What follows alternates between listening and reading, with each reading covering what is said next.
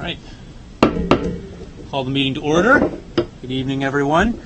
This is the July 2017 meeting of Advisory Neighborhood Commission 3F.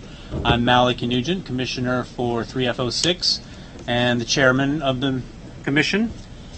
We'll start off with a roll call to establish the quorum. Hi, David Dickinson, ANC 3F01. Naomi Ruttenberg, 3F03. Pat Jakobczyk, 3F07. Shirley Adelstein, 3F2. Deirdre Brown, 3F04. Andrea Mullen, 3F05. So we have a full house. All 7 commissioners are present. So we have the quorum, which is 4. Next, we will approve the agenda. Now we have a number of changes to the agenda tonight, to the agenda that was posted. So I'm going to just read out the changes that I'd like to propose. I'll make a motion to amend the agenda along these lines. So we're adding 3 new discussions and removing 1. So on the agenda, we have number 6, discussion of Beach Drive. Let's see, so number 5 is community forum. Number 6 will be a discussion of Beach Drive. Then we will do number 7, a discussion of the Hearst Park project. Number 8 will be a discussion or a resolution regarding 3101 Fessenden public space application. Number 9 will be 4915 30th Street public space application. Then we will go to the Death with Dignity resolution, the financial reserve resolution. We are dropping the resolution creating an ad hoc committee on historic preservation. We need to discuss that a little bit more amongst ourselves, and we will probably bring that back up in September. And then we go on to the motion to authorize commissioners to speak. Does that make sense? So we're adding 3 things: a discussion on Hearst Park and resolutions on 2 public space committee applications, and striking the resolution on the ad hoc committee on historic preservation. Chairman Nugent, I'm hoping that representatives from DGS and DPR will be here for Hearst Park, but in the event they are not, I assume we will just move on. That's right. Okay, thank you. Okay, is there any discussion of these changes, or are there any other changes to the agenda proposed? Okay, seeing none, make a motion to approve the agenda as amended. Second. All in favor? Passes 7-0-0. Great. Okay, we'll move on to commissioner updates and announcements. Before we do so, though, just 2 housekeeping things. Just to remind everybody who's here, we are streaming this meeting live. So if you would like to speak during the meeting, we ask that you come down and speak into this microphone. That microphone then broadcasts to the live stream. And we do not have full sets of documents in the room. We're trying to go paperless. So the documents for any of the things that we are discussing tonight should be online. They're on our website, ANC 3F, on the issues page. And for the people who are watching the live stream, that's where you can see the documents that we're discussing tonight. So we will move on to commissioner updates.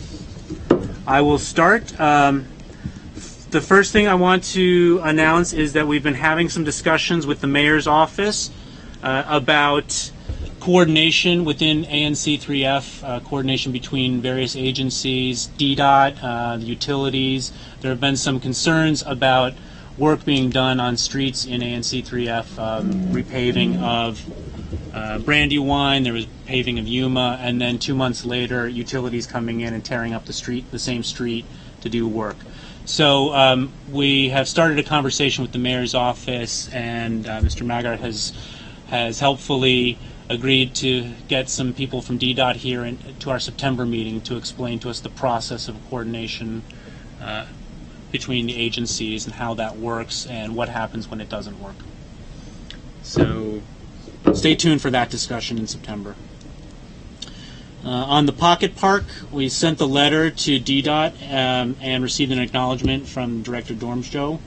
So we expect to have an initial response to our request for a study of the Pocket Park idea at 36th and Reno at our September meeting. So hopefully that will be forthcoming. Quick update on Murch modernization. Murch Elementary, the plans, the work continues apace. Many of you driving up and down Reno will have seen the steel structure that's going up. Inside the old building, they're putting up the drywall, and there's a lot of electrical and plumbing work going on. For the next 2 weeks, they will continue doing steel work. They're pouring concrete slabs, driveway ramps, more drywall.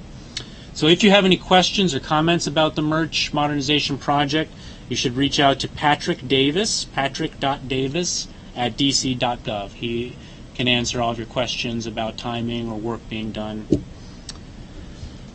Another school issue, Sheridan School had its community liaison meeting on June 29th.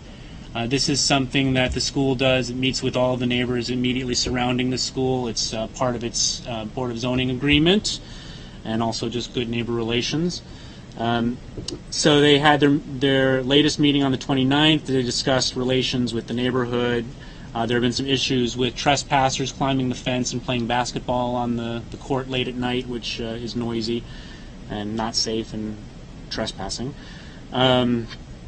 Talked about improving regular communication with the neighbors, ways of doing that, maybe holding more than one meeting, improving the email list. There's a couple other issues. So if you are an immediate neighbor or not, and you're interested in being added to this community liaison list, reach out to Melissa Lee, who's the Director of Operations at the Sheridan School. And just quickly on the playground, they're likely to break ground at the end of July to start the playground renovation there at Sheridan. And finally, I just want to note that our esteemed admin assistant, Rachel Hoon, who's here with us tonight, her team, the U.S. national team, captured the gold medal at the 2017 IFAF Women's World Championship with a victory over Canada. It was a very close game. They only won by 41-16. So congratulations. USA! Is there a resolution? Or? USA is number one. That's right. Okay. So, Commissioner Dickinson, you want to start? Thank you. Again, David Dickinson with ANC 3F01. I have 4 or 5 announcements. With regard to Sidwell School, the Sidwell team is planning to brief our ANC in November with regard to their master planning and their potential construction plans. As many of you know, that Sidwell has come to the ANC a few times in the last year and a half or so since they purchased the Washington home. They recently sent a letter to their parents, primarily, indicating that at least initially, rather than the Washington home becoming the new location for the Sidwell Lower School, which currently is in Bethesda, that they're now looking at potentially relocating their existing high school classrooms at the Washington home and instead put in the lower school where the current high school is. So they're kind of playing around with a bunch of moving parts. This again is a very initial assessment, but they felt out of fairness that they had to let their parents and the payers of the tuition there know what was going on.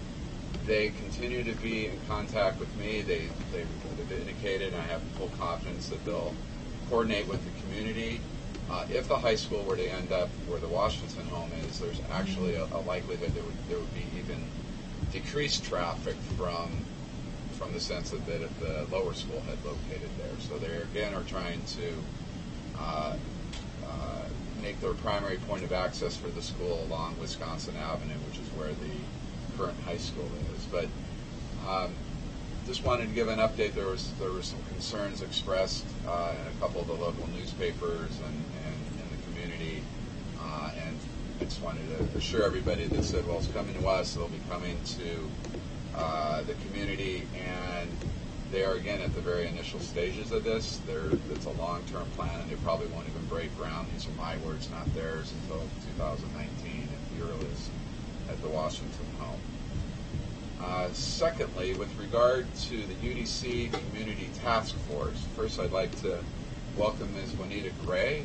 Perhaps she could stand up. She is welcome.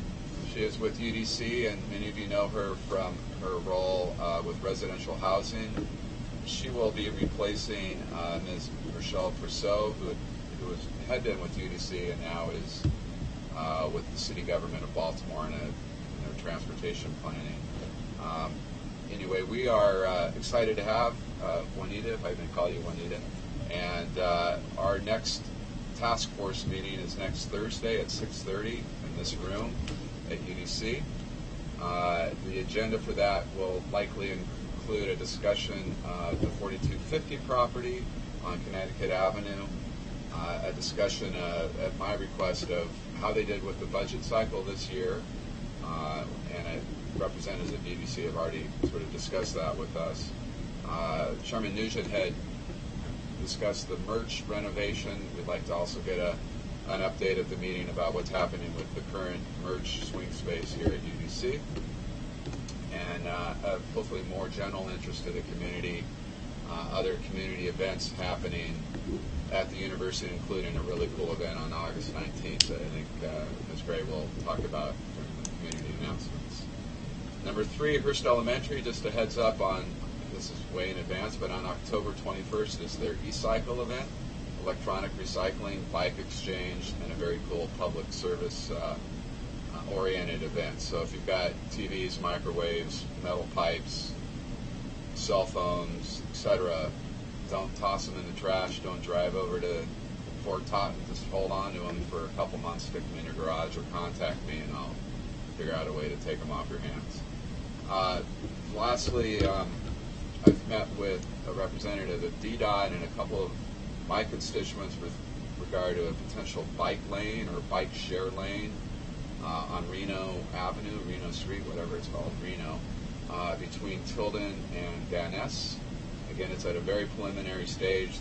DDOT will likely come to us before any kind of even formal proposal is made, is to give us an idea of what's going on. I'm very sensitive to the constituents along Reno. They've got some really interesting driveway access points, so any bike lane would have to be cognizant of that. That's all I have. Thank you. Thank you. Thanks. I just have 2 updates. One is an update on the 3101 Albemarle House, where there was a presentation at the last meeting about the planned application for PUD. The developers, Bobby and PG Godfrey, have notified the neighbors on June 26th that they would be filing no less than 45 days, so that is moving forward. I am certainly soliciting input from the community of what they would like to see included in that PUD, and I'd be glad to discuss that with anybody here, and I'm reaching out to the near neighbors and some of the community work servicing in Main Street MS. The other update is an older issue. There was a resolution even before I was on the ANC regarding the former Israeli Embassy ambassador residence on Chesapeake. They had put in a public space use permit and a raise permit. I think the raise permit is from the summer of 2016. The project is moving, but moving very slowly. I'm in touch with the architect who provides me updates when there is one. What's happening now is the Israeli Embassy is working on getting bids and selecting a contractor, and once they get a contractor, then that contractor will be charged with some of the abatements and other things that are required to finalize the raise permit, and many of the questions that the neighborhood have about the new structure and about the construction schedule and things can then be put forward to the new contractor in the embassy. So stay tuned. We are monitoring it. It's moving, but very slowly. I have no announcements. Just wanted to remind people that there is going to be some delay potentially on the red line over the next 3 weekends. Metro is testing some new waterproofing techniques, and so this weekend and the next 2 weekends, service will be replaced by shuttle buses from Grosvenor to Friendship Heights, so just be aware of that if you're going to be traveling on the red line on the weekends. Do you want to say anything about paid family leave? Sure, I can do that. I'd also like to provide a very quick update on paid family leave in the District of Columbia. As some of you know, ANC 3F several months ago passed a resolution in support of a universal paid leave program. The City Council did pass a bill The program is set to begin in theory in 2020 and has been fully budgeted. However, several bills have been introduced, a majority of them co-sponsored by our own Mary Che, that could potentially modify the program. It appears the City Council won't be considering further changes to the program until the fall, but that is an evolving issue, and I'd be happy to speak with anyone interested in talking in greater detail about that issue. Thank you. Commissioner Brown? All right. Just want to remind everyone that the Friends of Forest Hills Playground, the last Friday of the month, each month of the summer, is having a free concert in the playground. The next one is July 28th. Starts at 5:30. Music starts at 6. And the band this time is going to be Crush Funk Brass. Sounds awesome. Bring your family. There is a sign-up genie on their Facebook page, which is Forest Hills Playground. You can sign up to volunteer. They need extra hands if you can attend. Okay, thank you. Commissioner Mullen? Two quick updates. Thanks to Ian Maggard for helping resolve an issue with an obscure street light that we couldn't get fixed. I couldn't manage to make it happen, and Ian intervened. The police are telling us that these petty thefts are happening because it's dark, and we couldn't get the light fixed, so Ian helped us. On the same subject, this is not new, but I just wanted to make people aware that there's a program run by MPD that if you install little cameras in your house and you allow MPD access to the cameras, they will subsidize up to $500 for the cost of the cameras, and that totally covers that.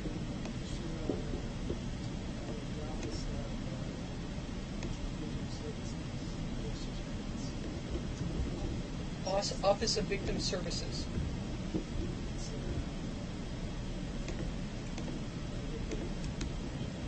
So theoretically, you would go out, buy it, submit the receipt, you could be reimbursed? Yes. So there's certain requirements for the cameras. It has to store some amount of footage. We'll show the Yes. it's $250 per camera, up to $500. The businesses can also it's the private security and the website is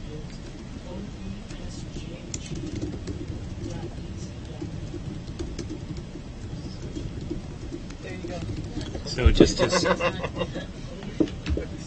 for the record, that's ovsjg.dc.gov at dc.gov, right? Sorry. No.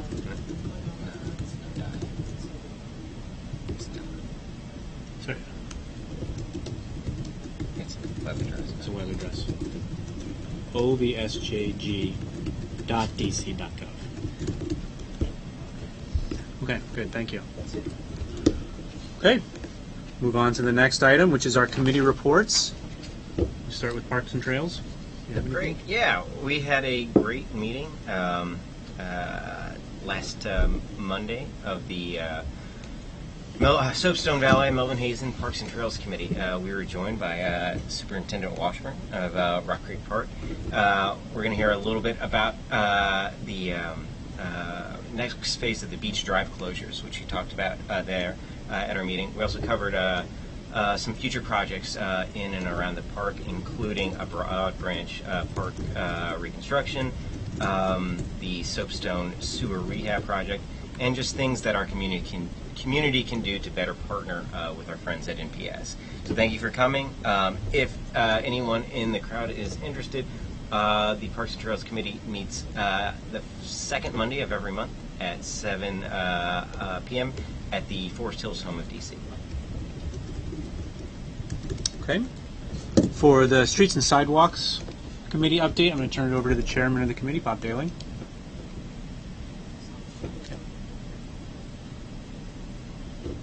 the Streets and Sidewalks Committee has been meeting monthly, and I'm going to give you all a regular progress report. But the news really is that over about a 6 weeks or 8 week period, the committee and a lot of community volunteers managed to do a block by block survey of the entire survey, which, by the way, was designed by Kathy, gave us information about approximately 350, 375 issues, so to speak. Some of those may duplicate each other. Some of them may have already been reported, but we're hoping that we can make some progress on them. So that leads me to the recommendations in this one-page report. I'll just read off. There's 3. We think that most of the issues reported that we like to say broken sidewalks, those sorts of things that are really repair issues can definitely be included with the 311 system. So we recommend that we start that process. And I don't have a specific procedure for doing that, but we'll work on it. We also think that there should be some ordering or prioritizing of the issues that have been reported. Tentative idea would be perhaps sidewalk repairs first, maybe new infrastructure such as new sidewalks second, signage, missing signage, that kind of thing, and then roadway repairs reported. That's just kind of a tentative recommendation. And then that leads me to the real final idea that we have is that we really need probably a liaison from PDOT or the ANC to help us out with that so that we can start to work these issues through. And then we've been meeting monthly, and there's a variety of other issues that relate to the updating the survey. We'll hopefully report back in the fall with some more recommendations. Thank you. So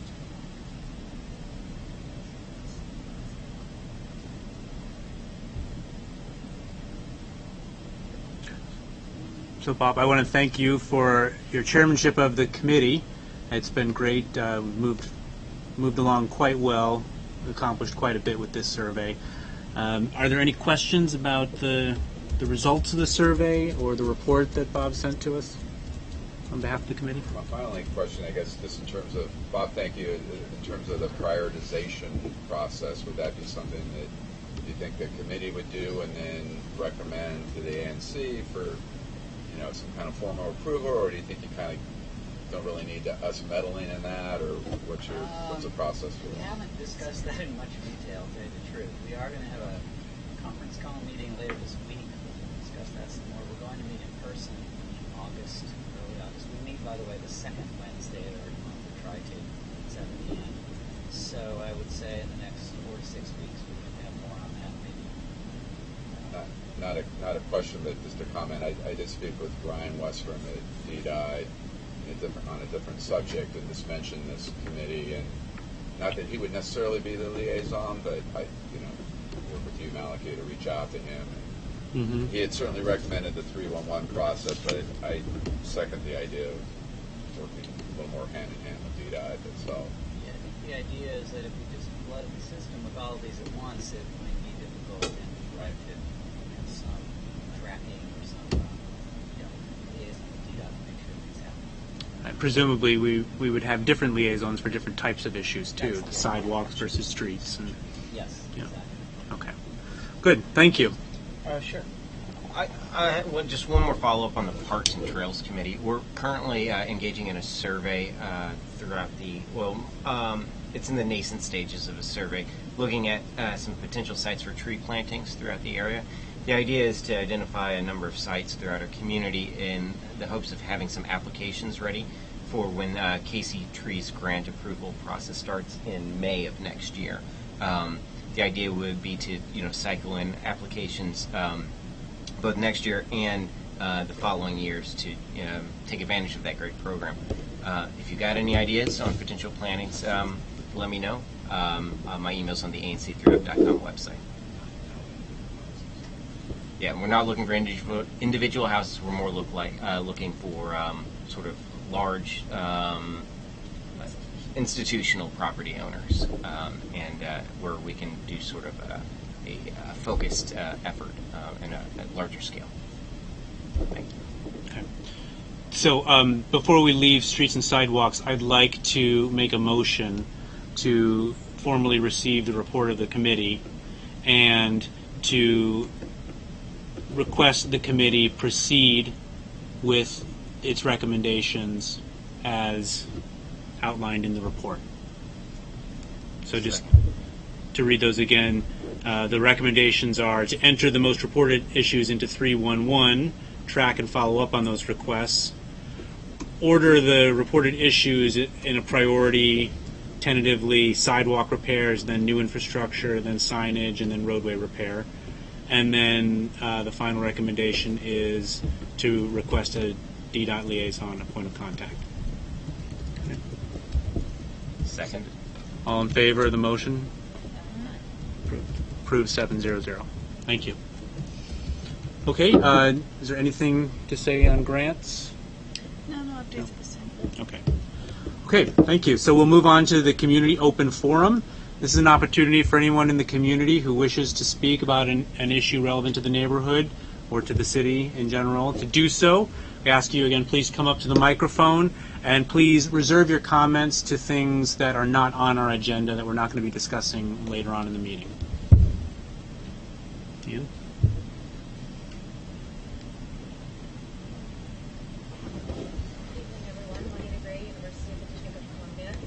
I'd like to thank David for the warm welcome.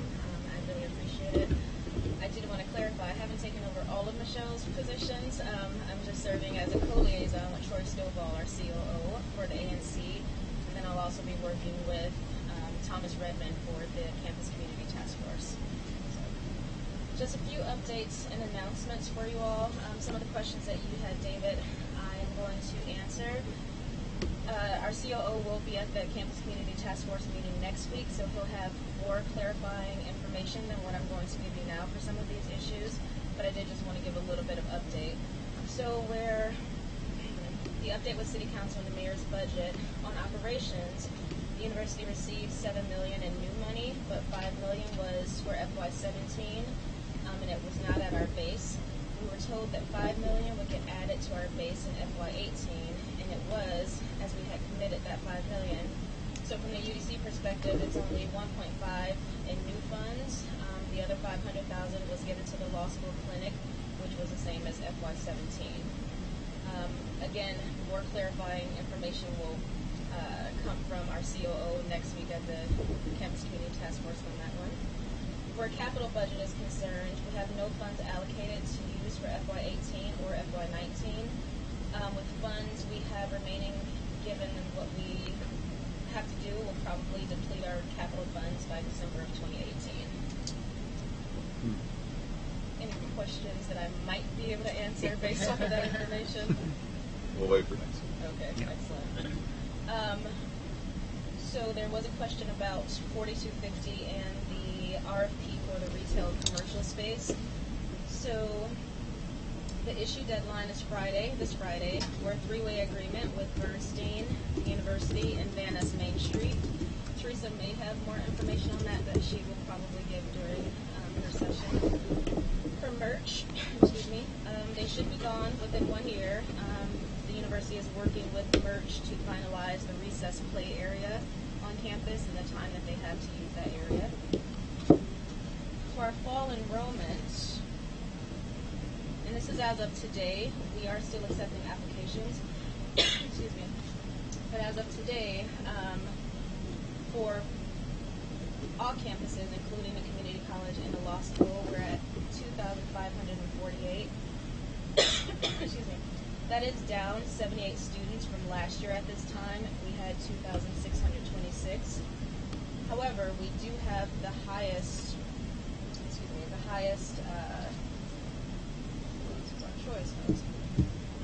enrollment in 2 years for our DC Up scholars. We have 90 DC Up students. I'm not sure if everyone is familiar with the Mayor's DC or the University's DC Up program, where the university offered full ride or partial ride scholarships to all of the local high school valedictorians and salutatorians. So of the ones that we sent out, 90 students have accepted and will be attending the university in fall. We're pretty excited about those numbers. Thank you. And just some updates on activities that are happening on campus. On Saturday, August 19th, the UDC Van Ness Community Social will take place. This is an opportunity for our residential students, our students on campus, and the community to get together, interact with each other. We'll have a petting zoo, we'll have dunk tanks, we'll have food, we'll have games, prizes, face painters for the children, balloon artists. this. We'll have campus partners who will be there, our gerontology department, workforce development, various other organizations on campus will be there. I'll also be offering or extending a formal invitation to the ANC if you all would like to have a table there to represent the ANC to our constituents in the area, and also to Manus Main Street. That will be coming out by the end of this week. So we're really excited. Saturday, August 19th. Great. So we're really excited about this event. And it's from 11 a.m. to 3 p.m. And it'll be at the Student Center, in front of the Student Center, excuse me, inside the Student Center, and then on our Plaza Deck level.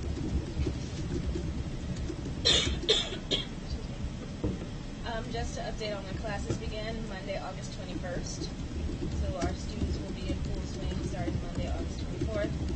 As you all know, we have the farmers market that's still going on. That will be until November 25th. That's every Saturday from 8 a.m. to 2 p.m. I'm not sure if many people are familiar, but one thing that's happening, not just at UDC, but at many campuses around the country, students are experiencing food difficulties. We have a lot of students who are homeless, a lot of students who just can't afford fresh food or food in general. So the university has started a food pantry. Every Thursday we get rations from our farm out in Maryland. And we also receive baked goods from Bread First. Thank you. We receive bread items from Bread First, and then salads, and then we have other university staff members, faculty members who have donated canned goods. So if anyone would like to participate or donate to our food pantry, please talk to me after the meeting, and I can give you information on how you can donate. The pantry is every Thursday from 4 until 5:30 p.m. President Mason will be holding a town hall meeting that's open to the campus and community this Thursday, July 20th, from 4 p.m. to 6 p.m. That's going to be in the Windows Lounge. What he's looking for is ideas on how to improve and enhance UDC's academic programs and experiences. So if anyone would like to join in that meeting, again, that's this Thursday, July 20th, from 4 to 6 p.m. On Saturday, July 29th, Causes will be having green roof tours. Registration is required. If you go to the university website where our calendar is, you can click on the green roof tours right there on July 29th date, and you can register there. Almost done. Our university opening convocation will be on Thursday, August 17th Wednesday, September 20th at 10 a.m., and that will be over at the University Theater. The Bertie Backus new auditorium and ribbon cutting will be Thursday, August 17th at 11 a.m. with a reception to follow. Mayor Bowser and City Council members will be at that event.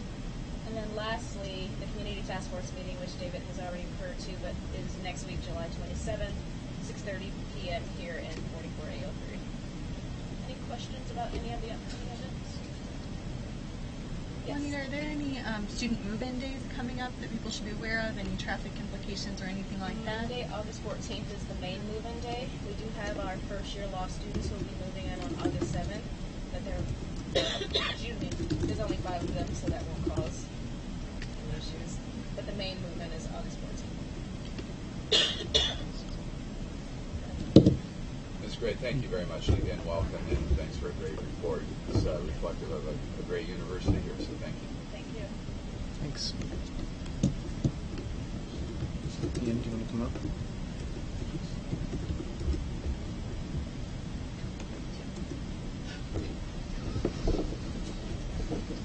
I have a few quick announcements. I'm Ian Maggard from the Ward 3 Liaison from Mayor Bowser's office.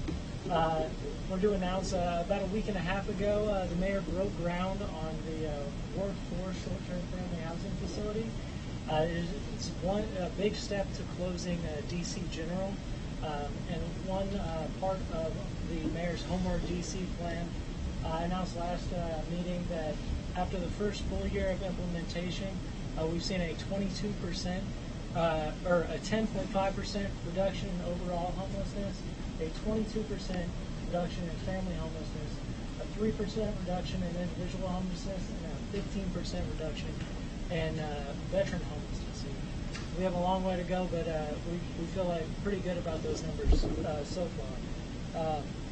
And also wanted to announce on Saturday, At 9 a.m. to 4 p.m., the lab at DC, which is a group of social scientists within the city administrator's office, is holding Formapalooza at the AU School of Public Affairs.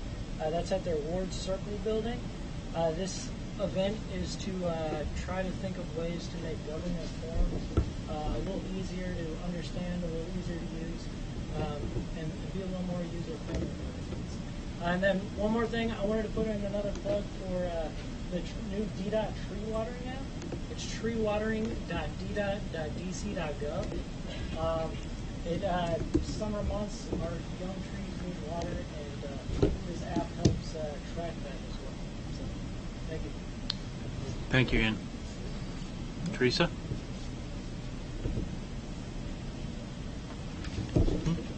Oh, I'm sorry, did you have a question? Hi, everybody. It's Teresa Cameron from Venice Main Street, and a few updates. As Juanita said, we're participating in a retail study that will look at the vacant retail spaces in Van Ness that we have available, and that is a partnership between the University of the District of Columbia and Bernstein Development. I think it's probably the first time that's ever happened in the district, and it's really exciting. So we'll be getting proposals in, making a selection of the team that we'll be working with. The University of the District of Columbia has also given us space to continue doing our pop-ups. So we are in the process now of strategically planning what those pop-ups will be, and so it's interesting to have the retail study that can also help us in our decision-making related to the kinds of pop-ups we'll be having. But we are most likely planning for a holiday pop-up for the month of December, and we're hoping to activate that space. Next Thursday, we have our monthly Jazz at Vienna event.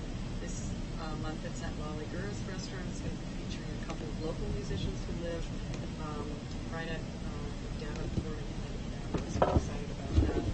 Juanita mentioned the farmers market. We program the farmers market, and we're trying to help elevate and market it more.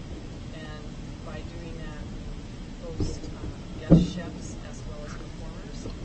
All of the performers are on our website, which is vanessmainstreet.org. But this month this Saturday, we have Jonathan Barsdick, who is a fantastic chef, and he gets selections from the market and then makes recipe cards for you to take home and cooks right on the spot. And so we'll be doing that from 11 to 1. The farmers market, again, is at the front of the DC Law School. So it's a really, really nice space, and we've seen a huge uptick in attendance. It's almost doubled from when we first started this year. So come on out. I was at another unnamed market here on Sunday doing sleuthing, and our market is way better. Much better. So we're really excited about just how great that market is. Also, if you've noticed, we're working on tree boxes in Venice.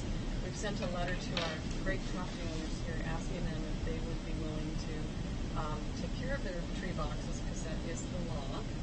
But we're very soft and gentle about it, so we're also offering to plant perennials in their tree boxes if they pay for it, if we do the work. And so we have a test tree box that's in front of the UC Law School, but we'll be moving to some other businesses. And Days Inn is one of our first businesses that's jumped in and wants to do that. So we're really excited about having that and having us have more beauty in Venice. And one exciting thing for me, anyway, is that we have some dollars available for our businesses. The district has started a trash compacting process, and so we have our business-to-business meeting this Thursday at 10, and we've invited all of our businesses to come and hear about this grant program. I think it's up to $13,000 businesses can get for trash compacting, and I know it sounds kind of boring, but it really does help the rodent population in the district, and so we're excited about that. We've also invited our businesses to the south of us and also to the north of us. So hopefully we'll have a good crowd. It's 10 o'clock at Acacia Bistro. And finally, we're doing a lot of work planning for the next year, and so we're trying to figure out some of the things that Van Ness Main Street will be concentrating next year. So more for that later. Thanks. Any questions? Anything? Thank you, Teresa, and thanks to Van Ness Main Streets for all the great work.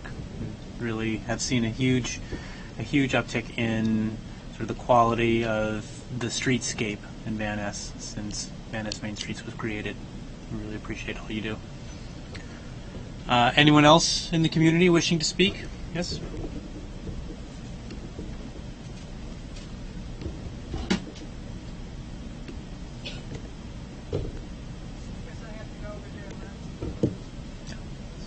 Thank you.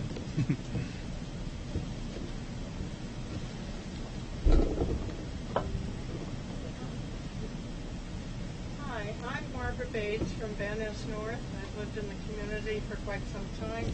I actually had come to speak on the resolution you took away on historic preservation. But let me give you my comments anyway. Okay. No one's more an advocate of historic preservation than me. But I also know this community and know that term is a red herring. So whatever you're doing, please take that out. If you're talking about the architecture of Forest Hills, call it that. What I think you need, and the community would appreciate, is a survey of all our architecture. Who did it, when, what style it is. Because we have a range of styles and some wonderful architects. And I would say anyone I've talked to, because I did the chapter on domestic architecture, was excited to have their house in there. They like their houses. But don't ask them if they would support historic preservation. I'll tell you no. I bet you all of them would. Okay. Partially, I don't think they understand it. But one community that did a number of surveys, what I would recommend is you hire someone like Trace Reese, to go do this survey and train volunteers in the community to go block by block, filling out surveys on the house. Trace Reese has done a few, and you can go to ColoradoCitizensAssociation.org and see the results of 3 different surveys they did. Not all of them led to historic districts, but it gives you an idea of what's involved in that kind of survey. So that's my recommendation. Good. Thank you. That's very helpful. And we will be discussing the formation of a committee, but not until September. We just need to get ourselves situated a little bit more. Okay, I have sent a contract, just a reminder of what appeared in the Forest Hills Connection, the 2 views, pro and con, of historic preservation. Right. So, Thank you. Anyone else? No, anything? Okay. So we will move on to our next agenda on the item on the agenda. So we will go into an update on the Beach Drive rehabilitation project. So I'll ask our colleagues from. Would you let our colleagues from DPR? Yes, are they next after? Yeah. Yeah. So you're next after. Right. Good evening. I'm Julia Washburn. I'm the new superintendent of Rock Creek Park. And I had a wonderful meeting with the Parks and Trails Committee last week. It was a lot of fun for me, and I think we had a good conversation. And one of the questions that came up was what's new with the Beach Drive reconstruction. And so we agreed to come back to this meeting and give you a little bit of an update. There was a public meeting done, I think it was last month, at the Chevy Chase Public Library. And what we'll do is just give you a short synopsis. And if you have any questions for us, happy to answer them. I brought with me Mike McMahon, who's our landscape architect for Rock Creek Park and is also the project manager for the Park Service side of the Beach Drive reconstruction. So he's got some answers to questions, and then we'll open it up. Thank you. Thank you, Julia. Thank you, Malachi, for having us tonight. I pulled together, as Julia said, some questions and answers from your past meeting, and also frequently asked questions that I received from people about the project. So let me just go through this quickly with you. Folks want to know how to find out about the project. So there's several ways. There's a Nixle account, and Nixle is a tool that provides upcoming road closure information to the public. And you can register for updates by texting Beach Drive, all one word, to 888-777 from your cell phone. We have a website. Sorry. Beach Drive, and the number is 888-777. There's also two websites. The first website is go.nps.gov/Beach Drive. And then Federal Highways also has a website, which is flh.fhwa.dot,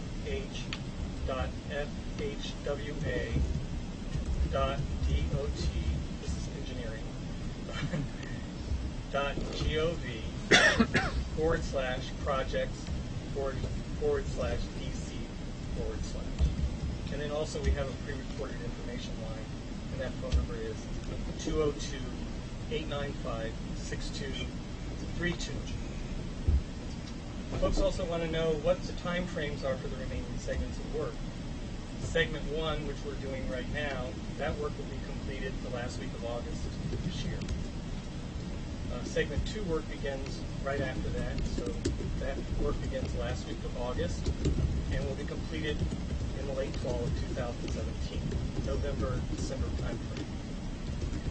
Segment 3 work begins in the late fall of 2017 and will be completed in the summer of 2018. And segment 4 work begins in the summer of 2018 and will be completed in the autumn of 2019. Folks also ask, what are the boundaries of the remaining segments of the work? So segment 2, which is the next segment, is Tilden Street to Broad Branch. And segment 3 is Broad Branch to Joyce Road. Segment 4 is Joyce Road to the Maryland State Line. And also, Can I ask you to say that again? Yes, segment 2 is Tilden Street to Broad Branch. Segment 3 is Broad Branch to Joyce Road. Segment 4 is Joyce Road to the Maryland State Line. And also the detour routes. The detour route for segment 2 has been changed. We got some interest from ANC. Malachi sent me an email back in the winter, and we listened to the community and we investigated further, and we were in agreement with his concerns that Brandywine was not the best approach. So the detour road has been changed for segment 2. And the new detour route is heading north on Beach Drive to Tilden Street. Take Tilden Street to Connecticut Avenue, Connecticut Avenue to Nebraska Avenue, Nebraska Avenue to Military Road, Military Road to the Ross Drive, Joyce Road exit, and from there to Beach Drive northbound. During the construction of segment 2, DDOT will closely monitor the conditions of the traffic. If the detour is working well, we'll most likely continue with that detour route throughout segment 3. And then also, what type of work activities are associated with segment 2 and segment 3? We'll be doing full depth pavement reconstruction. New curbs and gutters will be installed. We'll retrofit the storm drainage system along with vehicle safety enhancements such as new road signs and steel back timber guardrails. The reconfiguration of Blagden Avenue and Broad Branch intersection with Beach Drive includes the installation of new crosswalks on Beach Drive and at Blagden Avenue. These crosswalks will provide for safer pedestrian access to Blagden Avenue. And then there will be extensive work performed on the Blagden Bridge. That work includes the installation of a new latex modified concrete deck overlay, replacement of bridge railings, reconstruction of the sidewalks and median, replacement of the expansion joints and bearings. This work will require that we jack and lift the bridge beams in order to replace the rocker bearings of the bridge girders. We'll also repair and replace deteriorated concrete areas of the bridge abutments at the north end of the bridge at that time. And the work on that is slated for Boulder Bridge is pretty straightforward. That's just a milling and overlay And also we'll be installing 2 new stormwater management ponds, one at parking lot 2 where the fish ladder is, and then the other one is up at the West Park Police substation. And with that also new trees and shrubs will be installed soon. Great. Thank you. Yeah. Thank you for that update. Just a few quick questions. So segment 2 is the one that, segments 1 and 2 are the ones that affect us most directly Right. because of the detours through our neighborhoods. Once segment 1 is completed, will that section of Beach Drive open? Yes, It we will. open segment 1 at the last week of August, And so- we will immediately close segment 2. Will that connect to Broad Branch? So will someone be able to come from Broad Branch onto that segment? No. No. So the road will close at Tilden, and we will combine segments 2 and 3. 2 and 3 starts at Tilden, and the closure goes all the way to Joyce Road. Oh, I see. The Okay. purpose So of that, there's several reasons for that. One is just simply because of the lay of the land. If somebody comes southbound on the Parkway and they get all the way down to Broad Branch, it's closed. There's no Right. east-west way out. They have to turn all the way around and go all the way back up I see. to Joyce Road. And that 3-point turn, and you've got 40 cars or so that are all trying to do that, we're going to have a huge mess. And the road, of course, being so narrow, and with the trees and vegetation coming up close to the road, there really isn't a lot of room to maneuver and turn around. So to avoid that, we'll close at Joyce Road. When we finish segment 2 work, we're going to start in segment 2. Nothing changes with that. That's our major focus right now is segment 2, which is Tilden to Broad Branch. That work, when that is complete, that portion of the project will open for vehicular traffic, and we will then continue our work in segment 3.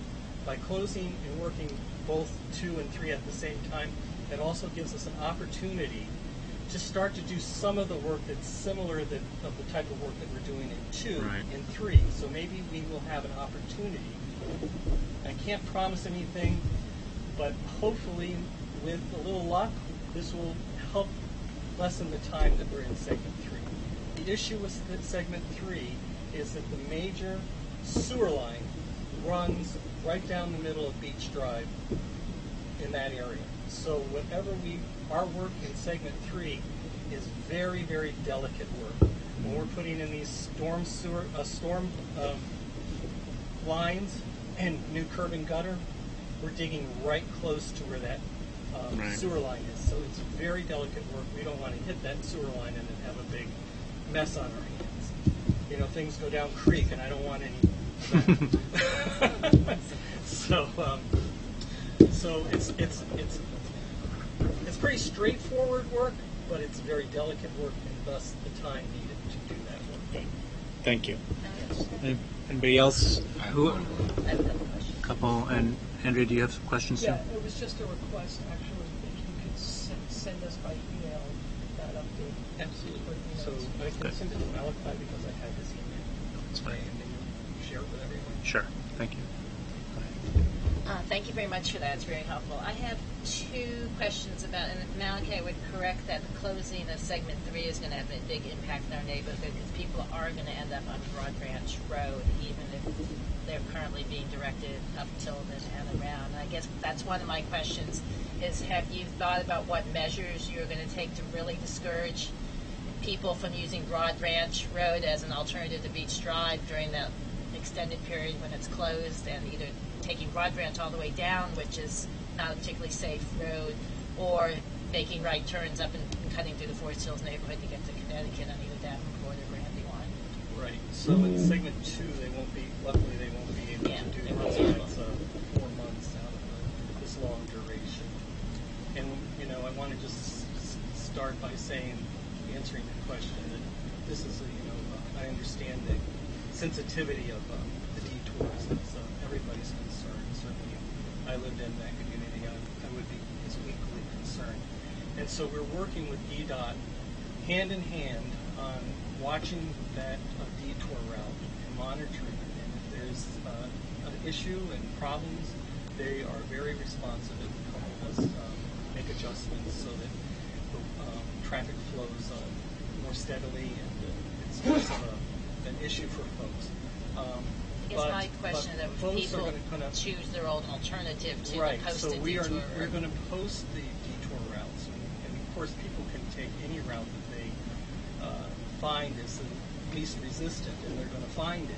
But we will only post the detour routes and give them that posted route through. Also, people have now available as an app what's the least resistant way to find my way around, and they get before they even leave the house, they're going to that app and finding that some road through the neighborhood is the best way, and all of a sudden there's a problem on that road because everybody's looking at that app. But we will only sign or designated routes.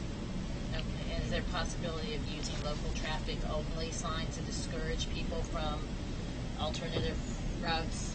Right. I think commuters will ignore them, but it might discourage some traffic. I know there was some talk about that, and I'd have to get you the answer on that. I'm not really sure how that final answer was on that. That would affect those apps, actually, Right. Yeah. Oh, because that would get picked it would up. go into the app then that it was a local traffic only street. That would be helpful. I have the second question, if you don't mind, which is about the heavy use of particularly the closed stretch of number 3 for recreational purposes, biking, running, dogs, etc. Because of the paved trail on segment 1, that people had access to it for much of the time during construction. Will there be any access to segment 3 on the dirt path alongside? Or? Just as in segment 1, it's a full depth pavement reconstruction, so And we're going because- right down to soil, and we're opening the ground. We're putting in a lot of storm manholes for easy water, big ones that tie into that 58-inch sewer line. So lots of areas that are safety concerns. What about the trails right above that run, for example, along Western Ridge, like between Western Ridge and the parks? Are those We going to wouldn't be affecting trail Trails. movement. We're working within the footprint of the road. But are the parking areas, for example, off of Broad Branch, will that remain? Will people have access to that to be able to get into the? Yes, that is not, that, there is some construction in that area, and it might be closed temporarily, because there's some restriping, and I think the angle of the road, the radius of that turn there is changing a little bit, and some of the bridge work might impede that, but the closure is Beach Drive. Yes. I just wanted to flag something for the community. I don't know if you mentioned it, but if you did, if you could just go into a little bit more detail, and that's the Blagden closing. I know a lot of people use that to go east-west there. And if I'm not mistaken, you guys are routing traffic to Piney Branch instead. Is that correct? Or could you talk about that just a bit? I'd have to look at that again for you, Okay. Where that traffic is routed from, but we are closing Blagden. Okay. Yes. Because of the bridge work. Even though there's two types of work that are taking place in segment 2. One is the road work and the other is the bridge. Both take the same amount of time. The work on the bridge is extensive. So that is going to take all of the closure time to finish that work as well. Road work is the same amount of duration. So if we were to try to keep Blagden open, it would double our construction time and cost. Okay. Plus we're jacking the bridge up. So we have to close. Okay. Makes sense to me. Okay, any other questions? I have a general transportation question. This probably relates way back to a couple of years ago when you're doing the scope of the work, but when you look at other parkways, Shenandoah, Blue Ridge Parkway, or other national parks throughout the country, and looked at renovations, what were the considerations about trying to just reduce traffic in national parks? I get Rock Creek Parkway, and I assume most of us would distinguish that from Beach Drive. Can you describe what, if any, measures as you're going through the renovation where you're trying to visually cue people to get the heck out of the national park. Well, in this area especially, of course, we're all looking for the route of least resistance, and anybody's going to take a route that's going to get them downtown. Plus, there's an added benefit here that it's a scenic route, so psychologically that may help people get ready for their day. Sure. Driving through a beautiful park. So that's a big need in itself. And plus, also Beach Drive is a road that was built at the beginning of before vehicles were even thought of. It was a pleasure road through the park, a more scenic route. I'm not asking you guys to take on a sociological nudge to get people out of the cars. I'm just curious. It's a difficult thing, especially in an urban area like this.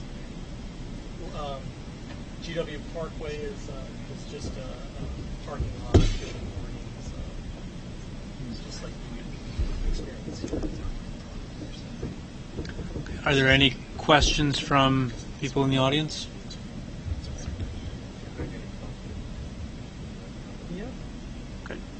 Okay, thank you. Thank you very much for coming in, giving us that update. I have one other announcement, which is that we're going to be doing a Beach Drive block party on August 20th. So the segment one is going to open sometime after that, but we're going to open it to pedestrians and bicyclists and cyclists and anyone on any non-motorized vehicle who wants to come down and experience the road before it's open to motorized vehicles. Great. So that'll be on August 20th from 1 to 4. Great. Thank you.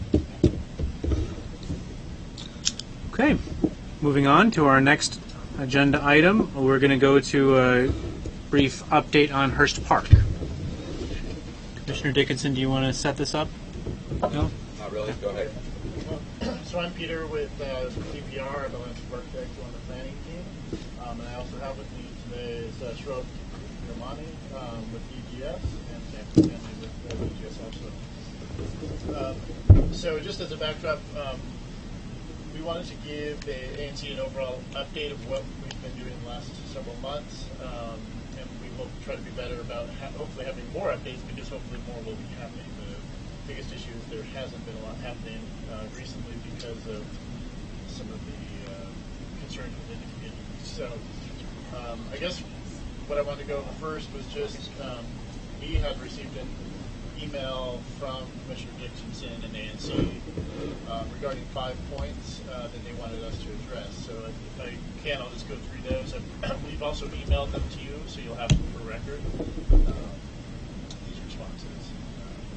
So the first point was that the ANC had a resolution on September 12th or 16th requesting DPR, DGS, and DOE to undertake hydrology and geological studies of groundwater conditions at Hearst, and then also provide monthly updates for those.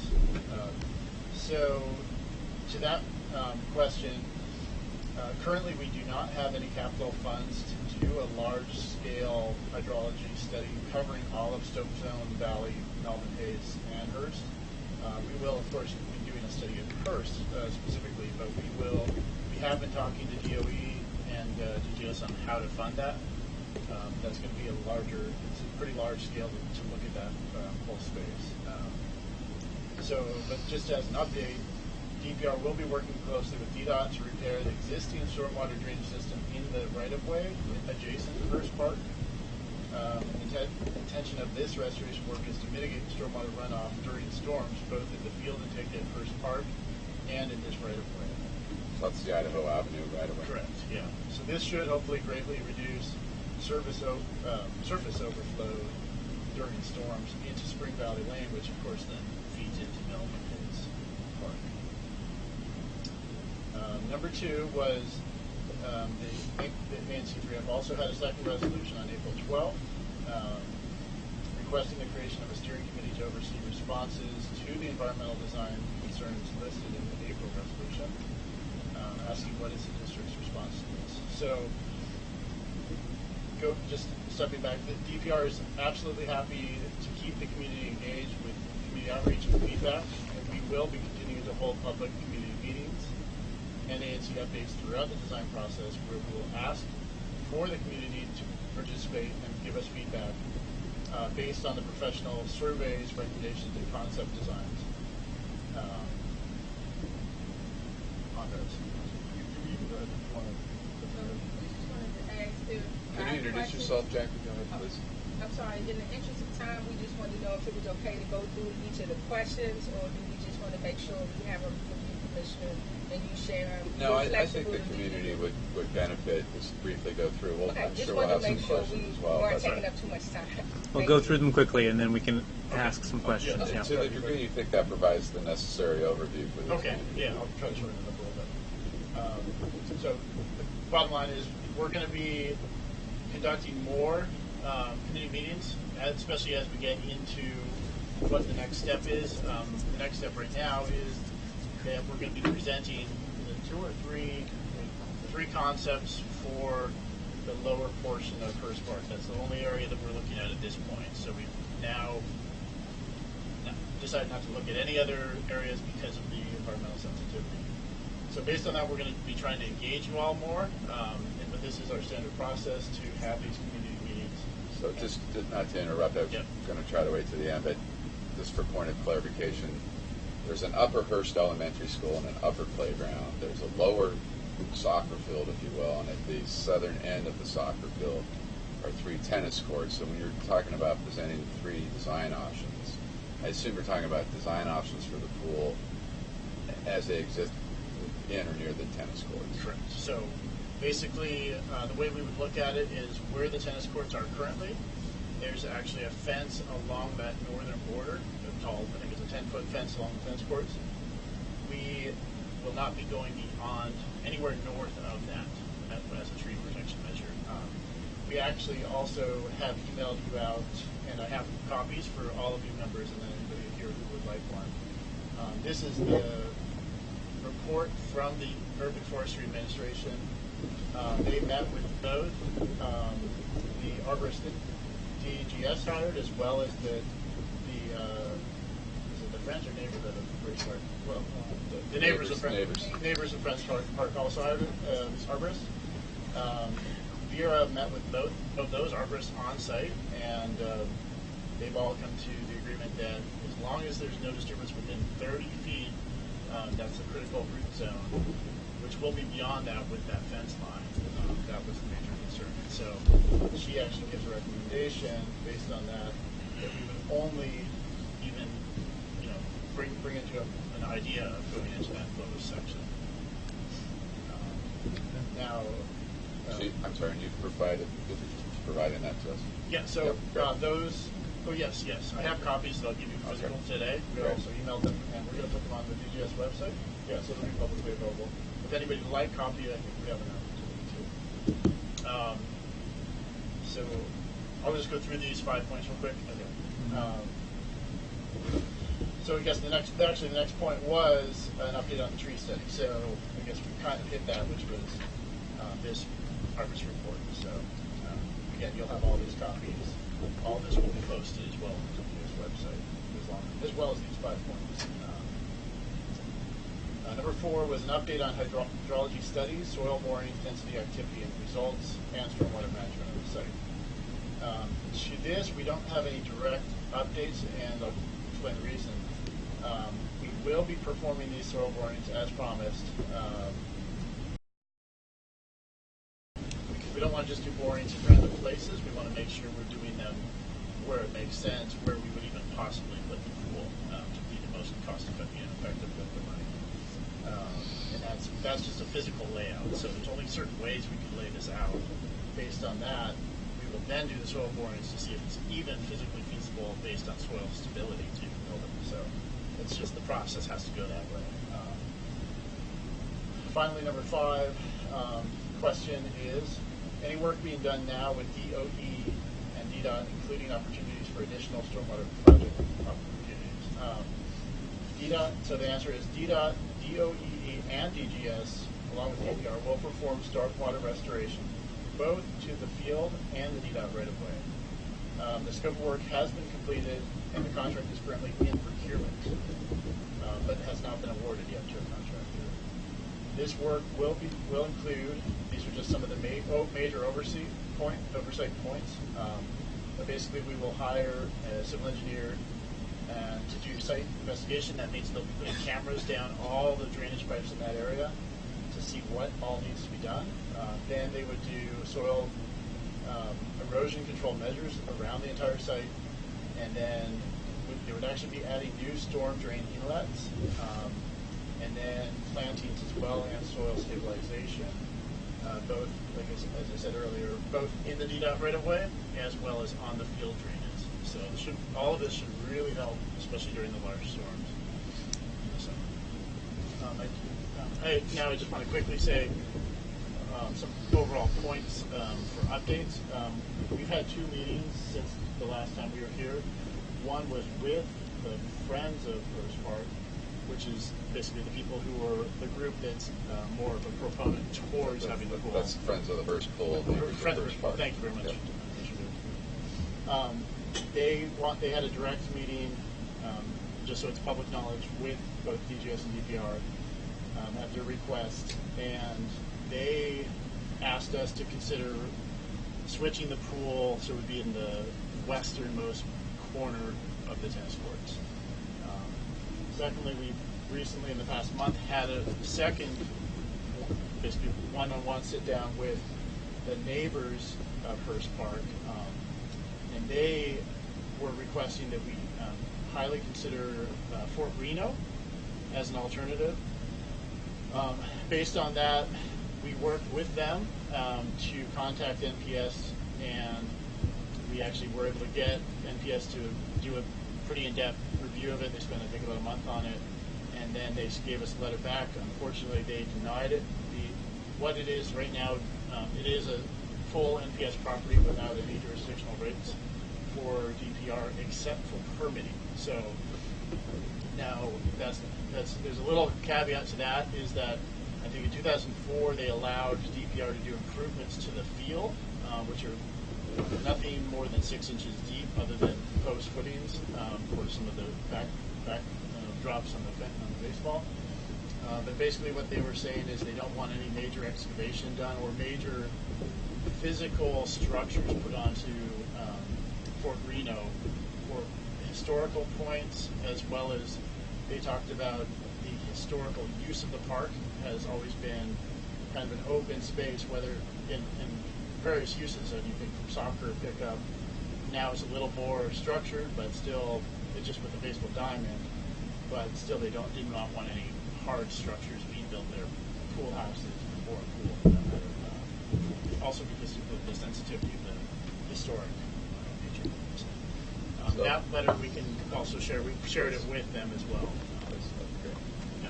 So a couple Wait, of quick, before you go into questions, do you have anything else? No, that's pretty much where we're at. Let me just ask, how many commissioners have questions for the team? Do you have some? Kids. Do you have any questions? Okay, just so I have a sense. Can I just make one more? So we will have the concepts, I think, in September will be. So September we will hold a new community meeting, and we can also do an ANC update, I think, at that point, to talk about the 3. that was one of my primary questions, is when is your next community meeting? Yeah, we're just going to skip August because we figure a lot of people. Yeah. So sometime in September. I would also request for both of the ANC resolutions that, at least for the time being, I think it would be helpful, even if it were a 5-10 minute update for you guys to come every ANC meeting. I have a feeling that this is going to start to accelerate, so we'd appreciate that, and we appreciate any follow-up on the hydrology and the stormwater studies and the soil borings. I think you did a nice job of summarizing the Urban Forestry Association. I'd like to get that, and probably inadvertently skipped over the hydrology. I know you're waiting on the options, but as you know, the rest of the park is affected by the hydrology issues. Yep. And I will say that I would invite you guys to also start talking about things other than the pool at the park. We're looking at wanting a year-round park there, and the soccer field is not a year-round soccer field. It's been in horrible condition. There hasn't been a lot of attention given to that, so I invite you guys to start thinking about not just putting a new layer of grass there and thinking we're going to have a year-round field. So it'd be great to start addressing that. One other comment, and I guess in the form of a question, hopefully, is on the steering committee. Our ANC took it very seriously that we do support the pool at the park, but because there are a variety of design issues and environmental issues, not that the steering committee would play any kind of approval role, but respectfully, there's been a communication gap. I know you're meeting with these individual parties, but the ANC represents the whole community. Having community meetings is very helpful. I do think that we still strongly recommend the steering committee concept, just as a way of improving communications and keeping everybody on the same page, so that I don't know something and the Friends of the First Pool know something and the neighbors know something. Yep. And I think it's a valuable, it can be a valuable contribution to you guys to let us be in an advisory role as opposed to an approval role on that. So I invite you to think about that and give us a feedback further on that in September. Happy to do that. Yeah, I'll bring it back up to senior management. This is what the answer is at this point, but I will absolutely. Especially on the advisory piece. So there was also a question in our resolution addressed this on the funding for the pool and whether it would be in FY 19 or 20. Can you guys confirm whether it's in 19, and if so, when tentatively you project breaking ground on the pool and its completion? I think it's still in 2020. Yeah, it's still in 2020. So we have $2 million right now. Is that? Yeah, I have to look at the we can follow up on an email. Yeah, so we do have initial money now, which also was for. I know Councilmember Jay had it in the budgetary language for 2019, but go ahead and get back to me on that. Thank you. Yeah, for public record, we'd rather get back to you on that. Okay. But do you mind if we answer real quick on the field? So we are doing right now. Part of the design, overall design, will be field restoration, and the budget is for that as well. To do that, we will look at the entire drainage of that site. So how it would drain as a major thing, but also that at that time we would do some light soil improvements. Again, we're going to be very delicate with whatever machinery we bring in there, probably light things like bobcats. Definitely not going to be bringing in huge bulldozers. It would just be too dangerous with the heritage streets. So again, we're going to be very sensitive in there, but we'll be bringing you updates as we have them. But that will be part of the overall hydrology study as well. Thank you. Yeah, Commissioner Dickinson nailed. Let me just echo his points on the steering committee. I don't think I could have expressed it any better. I think that'd be a great step in what did you say, advising instead of just approving. I think that would really go a long way. The one thing I just wanted to clarify was the hydrology study. You were talking about some sort of budget for doing soapstone and Melvin Hazen, and I'm just kind of wondering. I'm not sure where that was coming from, and so maybe I didn't understand the question. Yeah. So it says here the first resolution is for the Soapstone Valley Melvin Hazen. That's the name of the subcommittee. Oh, sorry. Okay. So we thought you were looking for an overall study. No. I apologize. Okay. Yeah. No. So that's the name of the committee. Yeah, you're right. Okay. So I apologize for that. Yeah. No, we're absolutely going to be doing a study on Hearst Park itself. Mm-hmm. Yeah. Okay. Not in Soapstone and Melvin Hazen at this time. Anyway, I did talk to DOE, but we don't have an overall budget. Okay. Yeah, that was only. And I just want to look. I guess one of our points in the resolution from April was that any determinations regarding the renovation are going to be made after that study is complete and it's communicated to the public. Is that okay? Yeah, absolutely. Okay. I know this was somewhat last minute. I appreciate you guys coming out. I don't know if anyone else has questions, but we look forward to September. And Malachi, I think we're going to have questions. Go ahead. Sorry, could I ask you to come down so that it goes onto the record? Thank you. So my name is Bill Manson, Commissioners, resident of Cleveland Park. And the question that I have, and I get just reinforcing Mr. Dickinson's point, and just to confirm, there has been no steering committee that's been set up. Is that correct? So we haven't acted on that. And the other thing is, as I recall, the resolution also asked for monthly updates on the DGS website. My impression after hearing the presentation is that actually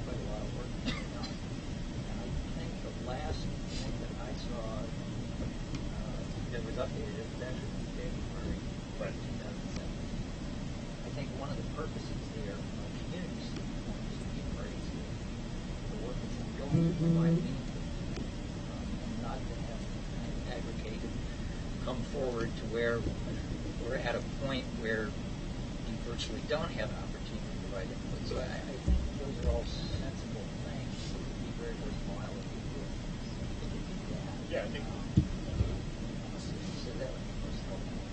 As we said, yeah, it looks like we're probably going to start to progress faster now. We've been kind of stymied along the way as we've been looking at alternative options and alternative parks, which we're probably going to still get more questions about looking at alternative parks, which we're going to do if that's an opportunity. But at this point, this is the only viable option we have for but again, we're going to present the community. There's no guarantee anything would happen, of course. We haven't even done the borings on the sample of soil, and we know there's fill in that area, so there's a lot of variables still. But yes, I think at this point we're going to try to do a much more better job of getting you guys updated. Now, just one more point of clarification. My understanding regarding Corrino is that that's about a 3-acre site, and PPR has the ability to manage 10 acres of that. Yeah, I don't know the numbers, but yeah. Well, if I understood your presentation correctly, you're not being permitted to make any sort of major changes within that 10-acre patch. Correct. Yeah. So what we can do is light changes, and even those we have to get permission for, which was, for instance, the baseball diamond. When we did that, we weren't even allowed to put dugouts because they didn't want us digging them. So, And that's because of the historical preservation. They've said there could be archaeology. Do you know whether Rogers Park is adjacent to a historical area or is part of a historical area? I assume we had an archaeology. Just come up to the microphone so that everyone can hear We you. have done some archaeological studies, but I'm not sure if that's the public information yet. So we have to confirm with the Office of Historic Preservation Office. Sorry, what was the underlying question? Well, my question was, this first park encompass any part of a historical, part of the community? Because I know Cleveland Park, which abuts right up next to it, is a historic piece. Yeah, So it seemed there might be a similar consideration relative to the work that's being done in First Park if it is a historical piece of property versus So as far as the city district, whenever we go through the permitting office, we have to go through a historic preservation office anyways. Whether it's historic or not, they look at the archaeology. So no matter what we do, so it's part of the CRA's permitting process that we have to go through city archaeologists. Okay, but you haven't done it yet. No, because we don't. Okay, so you don't even know whether or not First Park is part of it. We don't have an approval letter? Or we don't have that for one. Thank you. Thank you. Are there any other questions from the community? Okay. Thank you for coming. We'll look forward to seeing you again in September. Our meeting is September. Our meeting's the 19th. Okay. So when you plan your Try to plan. Yeah, exactly. community meeting, take that into account. Exactly. Okay. All right. Well, thank you for inviting us, and also, yeah. Because there has been some activity, some of the things we reported tonight, we will be sending a community update within the next week or two with the same update we've given you tonight, as well as by then having a date, hopefully, for the September meeting. Yeah, and I would just echo our constituent that to the degree that you can more regularly update the website, I often refer people to that, and I'm sort of frustrated by that. And also any indications on the historical nature of the park is sort of a new issue. I know it's abutting the historic district there. I was under the impression that it wasn't part of the district, but any initial indications of that would be helpful. Okay. Thank you. Thank you. And then Okay. I don't know if it's appropriate for me to give a DPR plug, but there's a... Depends on the plug. There's a DPR Recreation Day we have annually being held this Saturday at Randall from 1 to 4. We welcome anybody in the community to come and join us for all sorts of outdoor activities. It may be hot, but we have a pool there as well. So. And let me also give DPR a plug that I'm on your text listserv, if you will, where there are announcements on issues with different pools and closures and mechanicals. I would personally testify you guys do a great job of notifying the community, and all of those pools are generally available all summer to people. So keep up the good work on that. What if people want to get on the text listserv, do you know how to do that? It's a Nixle one as well. If you go to the DPR webpage, I believe it has instructions on it. Yeah. Okay. Yeah, it's a Nixle account like the APS has. Yeah. Great. Thank you. All right. Thank you all. Good night, guys. Okay. And let me hand out these. So we'll move on to the next item on our agenda. We're going to go to the resolution regarding 3301 Fessenden Street public space application. So, Commissioner Mullin, I think this one's yours, right? Yes. Why don't you set it up quickly, and if we have any discussion or debate, we have the architect here. Architect? Civil engineer. I just want to bring up the You want to go to the other one first? Or you have it there? Yeah, one more thing? Yes, I'm sorry. Ian just let me know that an email just went out on DPR, speaking of, that unfortunately, because of the heat, they decided to cancel this Saturday's event, which is to September 30th. So I assume by then it'll be cool. I guess the heat index with heat will be over 100 and something, so we decided to. People should go to pools instead. Yeah. So sorry about that, and thank you for. Okay, thank you. Yeah. So an application has been filed by CAS for a public space permit at 3301 Sendon. It's right at the corner of Broad Ranch Terrace at Sendon, and essentially the driveway right now spits out on Sendon Street, and they're going to make the driveway spit out on Broad Ranch. Building walkways and some things like that. Also, the key element, though, of this, as far as I'm concerned, is the new location of the driveway. That corner is the entrance to one of the trails into Broad Ranch, and so, but the sidewalk, the new driveway, is going to come out much further up the street. So basically, with very little conditions other than notifying the community, I've reached out to the neighbors. Nobody's gotten back to me to say that they have any objections. So I'm recommending that we support the application. Okay. Is there any discussion from commissioners, among the commissioners? Any questions about the plans? No? Any questions or concerns from the community? Okay, seeing none, can you make a motion? I move that we approve the resolution in support of the public space application for 3301 Sendon. Is there a second? Second. All in favor? Opposed? No one? Passes 7-0-0. Great. So we'll move on to the resolution regarding 4915 30th Street public space application. Thank you, Mr. Chairman. This is also a public space application for a curb cut to put in a single wide pervious driveway and a new walk from the curb to the front door. There's plans to protect existing and plant additional trees at the front of the house, and strategies to minimize construction impacts to the neighborhood.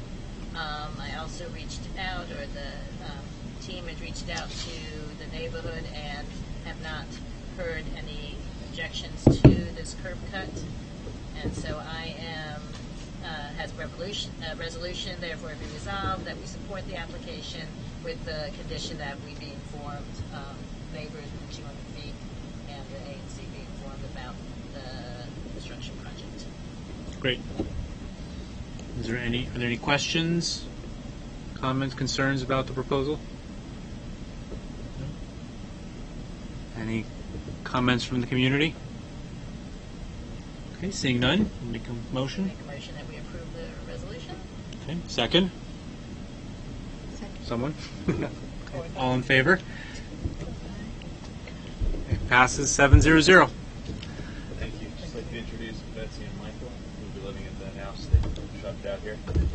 Thank you. They'll be regular attendees at our ANC meetings. That's right. You know, thanks for You owe us joining. now. Come on. Welcome to the neighborhood. Okay, thanks very much. Okay, so now moving on, we will take on the resolution regarding the death with dignity and federal intrusion in D.C. local affairs. Thank you. We do have two new ANC commissioners that weren't here last year when Mr. Dan Diaz, who is this is the right phrasing, but the widowed husband of Brittany Maynard. Brittany Maynard was a woman in California with a terminal illness, and that she was a big advocate for after Oregon with the death with dignity bill in California, which they adopted, I believe, last year and have successfully implemented it. Anyway, Mr. Diaz had come to our ANC last year to sort of kick off the effort to introduce and get passed the death with dignity bill in D.C., which did get passed by an 11-2 vote, and the mayor, I believe, did sign it, and so that became known as the District of Columbia Death with Dignity Act of 2016. It actually became effective on February 18th of 2017, and it became applicable. I'm not sure of the different terminologies in June of this year. If you were paying attention to the Metro section of the Post today, there's a nice article there on DC's Department of Health more fully implementing the death with dignity law by literally posting this website, putting all the necessary forms for physicians, the necessary consent forms for those people struck with a terminal illness, a broad array of information there. One of the key organizations behind this is a group called Compassion and Choices. They were sort of a sponsor of Mr. Diaz last year, and they're terrific, in my opinion, a terrific organization. There's actually a link on DC's Department of Health to that group as well. They're kind of a national organization that's been supporting this effort. On our ANC website, there are actually two resolutions. I am withdrawing one of them. The one I'm withdrawing pertains to our ANC asking the mayor's office, along with the Director Nesbitt of Department of Health, to actually do what they did today, to actually implement the law and to provide these forms and make everything accessible. And one of the motivations behind that was if it's implemented, and it's implemented without the use of federal funds, then to some degree it doesn't matter what Congress does with regards to the 2018 appropriation. That this is sort of a self-executing, there's arguments about it, but there's an argument that it's self-executing once all the forms are online, and now it's just the doctors filling out forms, getting the consent from them, and there's a long, detailed process that needs to happen, but that's somewhat self-executing. So I do thank the mayor and the Department of Health for timely doing that. Unfortunately, and I'm sorry this is a lot of background, but the House Appropriation Committee, somewhat at the instigation of the White House, had attached something to the appropriation bill pertaining to the district's budget approval for 2018. And they've played around with it a little bit about whether they would not fund or defund, or I'm not quite sure the terminology, not fund the ability of DC to implement the law, or go this other issue. But now they've landed upon repealing the Death with Dignity Act, which is disheartening, startling, flies in the face of a cheap phrase that is bandied about called cooperative federalism. But to some degree, it's a matter of convenience sometimes when things should be delegated to the state, and then when things should not be delegated to a state, let alone the state right issues of the District of Columbia, where hardly anything ever gets delegated to the district, whether it's pertaining to marijuana laws or gun control laws, etc. So The nature of the resolution that we are passing is to direct the council and the mayor to continue their advocacy on our behalf, to encourage all of Congress to take their hands off our social policy issues, and to strongly reject the idea of repealing the Death with Dignity Act and its appropriation bill on the Hill. There's also direction to Delegate Eleanor Holmes Norton and other sort of elected officials to similarly advocate to Congress and to the White House to abide by the true nature of cooperative federalism and to take their hands off of the district, to abide by the notions built into the Constitution and with the Home Rule Act of 1973 that are also referenced in our resolution. I don't know, Chairman Nugent, whether I really need to walk through the resolution. I think I've summarized it and point and hereby resolving to the mayor and the elected officials, citywide and the federal officials, to advocate on our behalf and to seek the removal of that language regarding the bill with that. Why don't you just read out the operative clauses, and then we'll discuss. So, therefore, it be resolved that ANC 3F, number 1, urges that our elected delegate to the U.S. House of Representatives, together with our elected mayor, council of the district, attorney general, and the statehood delegation, should object to, oppose, and seek defeat of the proposed appropriation language that would prohibit expenditures to implement the Death with Dignity Act, and I would amend that to not only prohibit expenditures to implement, but or would otherwise seek to repeal the Death with Dignity Act, which is sort of a late development. So that would be amended in the first clause there. And then the second clause is that that Congress not approve President Trump's proposed appropriation act language regarding the Death with Dignity Act. It's a pretty simple, straightforward resolution. I would note that several other ANCs within Ward 3 and across the city are banding together in this effort. Okay, thank you, and thanks for that summary of the issue. It was a contentious issue when we discussed it last year, or earlier this year, was it? Or last year. And people have different views, but I think we can all agree, or I believe we all agree, that the people of the District of Columbia should be deciding these things for themselves. And so I strongly support this resolution and with the amendment that you just noted.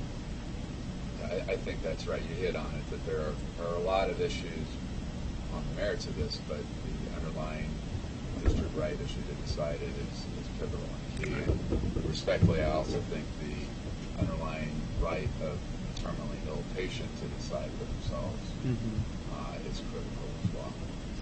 So are there any comments from other commissioners? Questions for Commissioner Dickinson? No?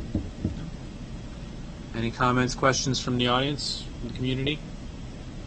From anybody watching online?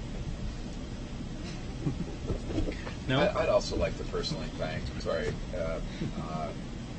former Commissioner David Bardeen, who's been a big advocate, along with my constituent Chuck Ludlam. I'd like to personally shout out to them on the webcast that I appreciate their assistance in this and their citywide effort. It's an important issue that I think we'll all ultimately face. So I do want to thank them.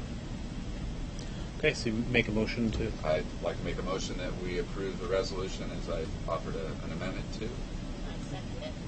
All in favor? Passes 7-0-0. Okay, thank you. All right, so that was number 5. So number 6, now resolution establishing an ANC 3F financial reserve. We'll set this one up. By chance, my computer died and I can't turn it on. I do. I have a hard copy here. So the background for this resolution is that, thank you, ANC 3F for some time has had a fairly large bank balance. Over the last couple of years, we've been making progress in reducing that bank balance. The motivation for that is the feeling that we want to balance fiscal responsibility with our commitment to use public funds to benefit the community as much as possible. Now that we have made progress towards a more reasonable bank balance, we are considering what level might be appropriate for us to maintain as a reserve. And in discussions, we have decided that it would be prudent to maintain both a liquidity reserve, which essentially would be equivalent to some number of months normal, regular, recurring expenses, and an emergency reserve, which would be used for more extraordinary, unanticipated expenses. So while we have not at this point set specific amounts, what we would like to do is commit to doing so on an annual basis as part of our budget process to set both of those numbers. So this is short. Do you want me to read the whole thing? Or? Sure. Okay. Sure. Whereas Advisory Neighborhood Commission 3F is committed to responsible budgeting and management of public funds, and whereas ANC 3F is required under District of Columbia law to approve an annual budget, and whereas ANC 3F believes that responsible fiscal management should include maintenance of a liquidity reserve for regular monthly expenses and an emergency reserve for extraordinary expenses, therefore be it resolved that as part of the annual budget process, ANC 3F will approve a minimum liquidity cushion based on expected regular monthly expenses and a minimum emergency fund for extraordinary expenses. Be it further resolved, we will revisit these amounts in conjunction with the budget process on an annual basis, and that Commissioners Nugent and Adelstein are authorized to speak on behalf of ANC 3F regarding this matter. Okay. Thank you. Thanks for bringing this forward. I think it's a good effort at fiscal responsibility for the ANC as we continue to draw down an extraordinarily large bank balance. Are there any questions from commissioners, comments, concerns? I guess this resolution will just be binding on our ANC until we resolve otherwise. Correct. So it's not something that we would need to build into our bylaws or anything of that nature. It's just sort of a governing guidance, a governing principle at this point. I don't think it would last past this current session. Like, for it to be a permanent change, we would have to be. I might be incorrect, right? Like, we can't pass. Can't bind ourselves beyond our. Yeah. No, I don't think that's right. Is it? Okay, we can. I would be in favor of putting something like this into the bylaws, yeah. personally. Mm-hmm. But we don't have to do that tonight. We can establish this as the operating principle because we're going into budget season. Right. In September, we need to start thinking about the budget for next year. And what we want to do is, as part of that discussion, also decide how much should we have in a liquidity reserve and how much should we have in an emergency When we fund. say on an annual basis, are we talking that we do that annually in September or August? When the fiscal year starts in the district in September. Right. So when we pass our budget, we budget a certain expenditure level, which you can break down to an average monthly expenditure, and so that drives the amount of the liquidity reserve. If you're saying you should keep an average of 6 months' expenses, so it makes sense to do it all. What this is doing is saying that the practice of the ANC should be to have this discussion at least once a year. How much do we think do we or our successors believe is prudent to leave in the bank? Probably not zero. Doesn't have to be $160,000. What's a reasonable amount in between that? Okay. And the idea of this language is also that we would not handcuff our successors, but only the fact that they would be cognizant of it. That it's something Go through the process. We're not telling them the amount to do it. Yeah. Any other comments, questions? No? Okay. Make a motion. I'd like to move that we consider this resolution. Second. Move that we approve it. That we approve it. Second. All in favor? Opposed? Oh, I'm sorry. One question.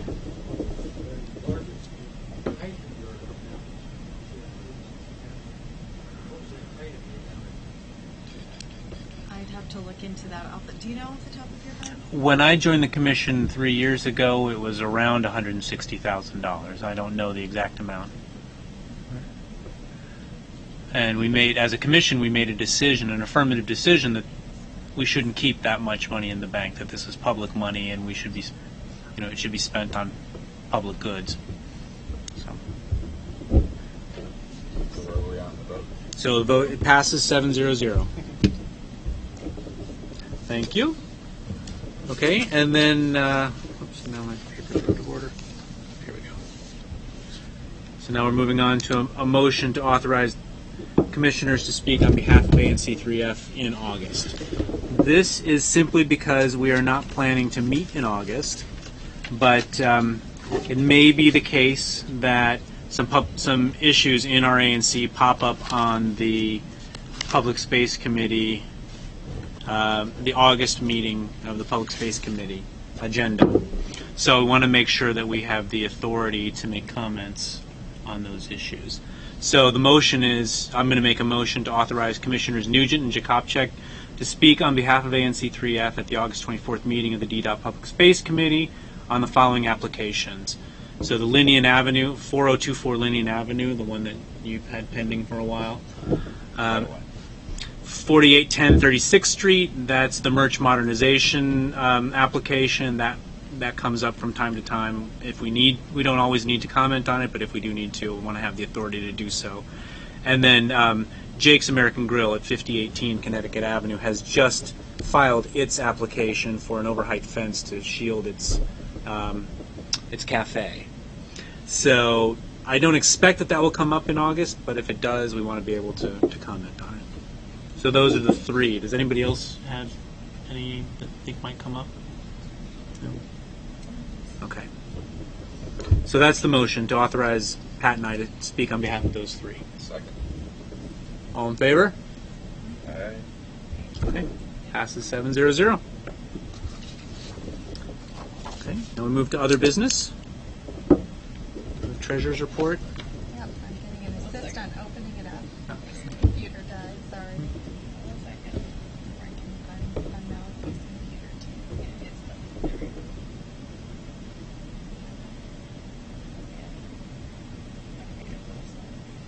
Sorry, we're having technical difficulties, folks. Just a moment. Okay. Thank you. All right. Since the June meeting, our expenses have totaled $1,606.72.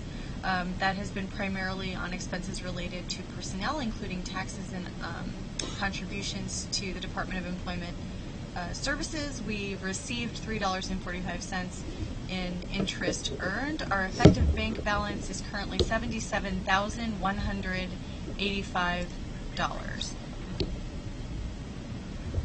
Good. And in terms of the budget, how are we doing in terms of budget? So in terms of the budget, our current total disbursements are somewhat in excess of what we initially planned by $4,314. The areas we've been over on are mainly personnel and grants. The primary reasons for that are that one or two of our grants got paid out that were approved last year, but just because of the timing of the need, they actually got paid out this year. And also we got caught up on our tax situation for our staff, so that was a little higher than what we would have guessed based on last year. So we're not wildly off balance, but it should be noted that we are paying attention to this, and we have been looking at trends over time, and we'll be devoting a discussion in August as we think about our budget to looking at some of those trends and making sure that we forecast appropriately for next year's budget. Okay. So I can never remember. Are we on a September fiscal year? Fiscal year. So for our next grant approvals, those will come in October. So we won't have this issue again, right? I don't think so. So we've just started a new system where we're only approving grants twice a year, so there isn't it'll be more predictable in terms of when we're dispersing the amounts. And the other thing that we're talking about is how to ensure that we stay within the grant budget. We've been fairly generous, due partly to our decision that we want to work down this bank balance and put that money to the benefit of the community. But what we may do, for example, is say, well, if we say $10,000, we will not grant more than 5 each cycle or something like that. Those are the kinds of things we'll be thinking about as we revisit the budget now that we're a little closer to where we might want to stay reserve-wise. Good. And Shirley or Maliki, can you remind me then, Maliki had mentioned the October timeframe for approving new grants. Does that mean that we expect grant applications to be submitted in September, introduced, and then they would come back in October with any follow-up and potential approval? Right. They need to be introduced to us at the September meeting, and then we'll vote on them in the October meeting. Submitted before the September meeting. Submitted well, I think they're officially submitted. If you can submit them before the September meeting, yes, but we need to receive them at the September meeting and then vote on them at the next. So they would have an opportunity to present their grant application at September if we ask them to or think it appropriate, and then okay. But someone could, in theory, deliver one at the meeting. Right. I suppose it's a question. You can revise it during the period we allow that. Yeah. We use that month to look at the details and ask questions, and they can revise it. So, but the idea with October was to allow schools to start school and get into the swing of things a little bit before we approve. So, okay, thank you. Minutes. We have some. There are 2 sets of provisional minutes that were sent out to the commissioners. Okay. May and June. And what's still missing from them are commissioner announcements. And basically, I'm going to recommend approval of those 2 sets of provisional minutes and they're going to be amended to add the commissioner announcements. Okay. I think that's fine. I would like to see us, as I noted in our email exchange, I would like to see us add the announcements because some of them are important for the record. Yes. But then I think it's fine if we go ahead and approve the bulk of the minutes contingent on adding the announcements. So that's for May and June. Okay? Any discussion? All in favor of approving the minutes for May and June contingent on the addition of the announcements? Okay, passes 7-0-0. Any other business from anyone? No?